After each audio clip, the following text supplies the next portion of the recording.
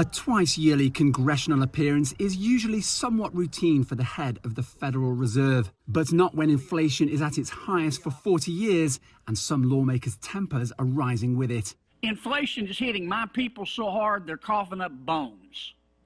I don't care what the inflation is in other parts of the country, of the world. I'm sorry they're having inflation in other parts of the world, but them in misery doesn't make my people feel better. Jerome Powell in front of senators to defend his handling of price rises that have doubled the cost of some foods and gasoline in many places, and wrong-footed him.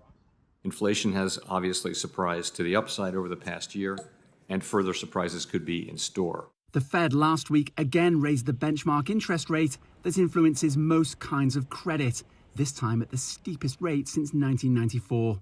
The hike is aimed at bringing inflation of more than 8% at the last count to around 2% by tightening credit for businesses and consumers to reduce demand.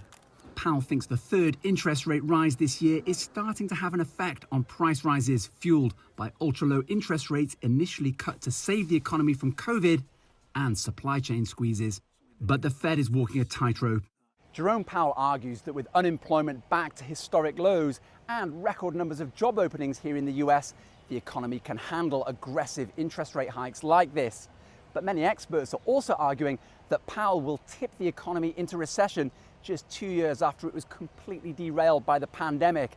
And worse, the US will be left with stagflation, that's stagnant growth coupled with persistent high inflation. A recession is typically defined as 2 successive quarters of negative growth. And having contracted in the first quarter of this year, economic data for the second quarter released next month now has huge significance.